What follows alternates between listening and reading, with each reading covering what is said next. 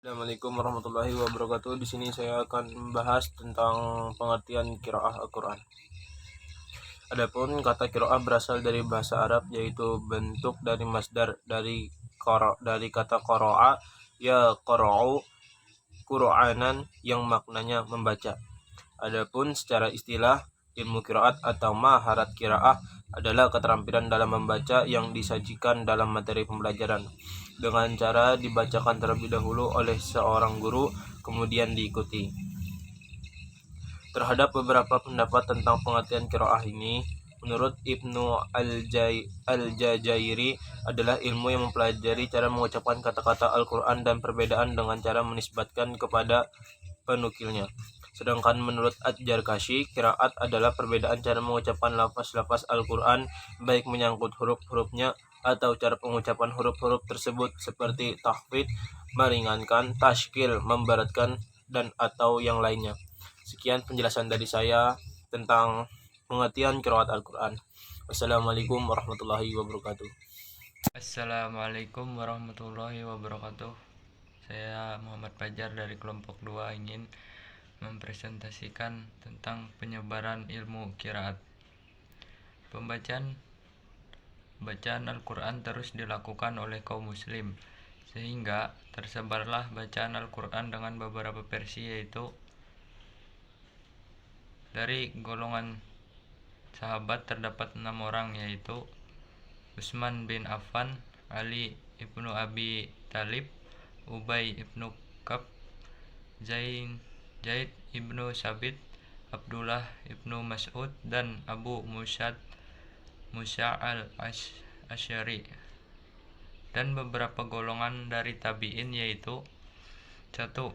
Madinah, Urwah ibn Jubair, Mu'az ibnu Al-Qari, Abdurrahman ibnu Hurmuz Ar-Araz, dan lainnya. 2. Mekah, Ubaid ibnu Umair, Atta ibnu Abi Rabah, Tawus, Mujahid ibnu Jabar, Ikrimah. 3. Kufah,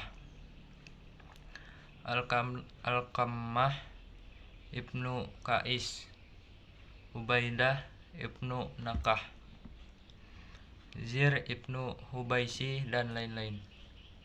Basrah, Yahya ibnu Yamur al-Udawani, Amir ibnu Qais, Abdul Aliyah Ar-Riyahi, dan lainnya. 5. Syam, Al-Mughirah ibnu Shibab al-Mahjumi, dan lain-lain. Sekian presentasi dari penyebaran ilmu qiraat. Kurang dan lebihnya mohon maaf. Wabillahi taufiq wal hidayah. Assalamualaikum warahmatullahi wabarakatuh. Assalamualaikum warahmatullahi wabarakatuh. Saya ingin mempresentasikan tentang macam-macam qiraat berdasarkan kuantitas. Macam-macam qiraat berdasarkan kuantitas. Orang yang pertama mempunyai prakarsa untuk memilih tujuan imam qiraat adalah Imam Abu Bakar Ibnu Mujahid Al-Baghdadi. Pijakan Ibnu Mujahid dalam menentukan 7 imam qiraat adalah ketokohan dalam bidang ilmu qiraat dan kesesuaian dengan mushaf Utsmani. Bacaan masing-masing imam tersebut juga sangat masyhur di negerinya masing-masing. Qiraat yang terkenal adalah Qiraat al-Sab, adalah qiraat yang disandarkan kepada Imam Qurra yang 7, yaitu 1. Nafi Ibnu Abi Nuaim al-Asfani, 2. Abdullah Ibnu Kasir, 3. Abdullah Ibnu Amir al-Basri, 4.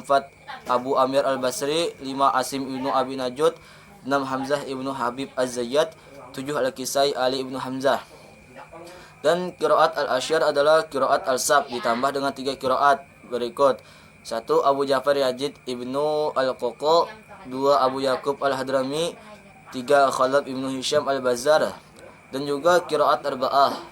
Qiraat arba'ah asyarah ialah qiraat asyarah yang lalu ditambah dengan 4 qiraat berikut ini.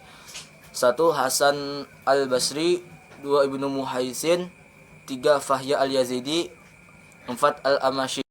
Assalamualaikum warahmatullahi wabarakatuh. Nama saya Muhammad Tawas Fardoni. Di sini saya ingin menjelaskan tentang macam-macam qiraat dari segi kualitas.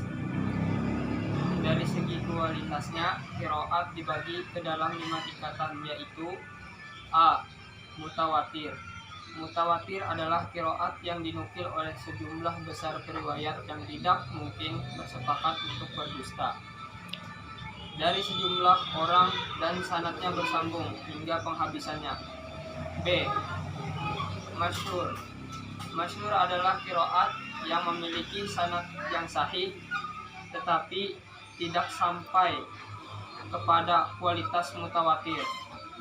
Qiraat ini sesuai dengan kaidah bahasa Arab dan rams usmani serta terkenal pula di kalangan para ahli qiraat, sehingga karenanya tidak dikategorikan qiraat yang salah atau syadz. Para ulama menyebutkan bahwa qiraat macam ini termasuk qiraat yang dapat dipakai atau digunakan. C. Ahad. Ahad adalah qiraat yang sahih sanadnya, tetapi menyalahi rams usmani, menyalahi kaidah bahasa Arab atau tidak terkenal, seperti halnya qiraat masyhur yang telah disebutkan. Qiraat ini tidak termasuk qiraat yang dapat diamalkan bacaannya. Contoh riwayat Abu Barkah membaca Al-Quran surat Ar-Rahman surat ke-55 ayat 76. A'udzubillahiminasyaitonirrajim. Bismillahirrahmanirrahim. Muttaqiina ala rafin khudrin wa abqari hisanin, dengan bacaan ala rofa rifa khudrin wa aba qaliya hisanin. Dan riwayat Ibnu Abbas membaca Al-Quran surat At-Taubah surah ke-9 ayat 128. Laqad ja'akum rasulun min anfusikum, dengan bacaan laqad ja'akum rasulun min anfusikum. Sekian dari saya. Wassalamualaikum warahmatullahi wabarakatuh. D. Syadz. Qiraat syadz adalah qiraat yang tidak sahih sanadnya. Contohnya di dalam Al-Quran surat Al-Fatihah ayat 4 dengan fi'il madi malaka dan yauma. E. Maudu adalah qiraat yang dibuat-buat dan disandarkan kepada seorang tanpa sadar. Contoh qiraat yang disusun oleh Abu Al-Fadl Muhammad bin Ibnu Ja'far dan menisbatkannya kepada Imam Abu Hanifah. F.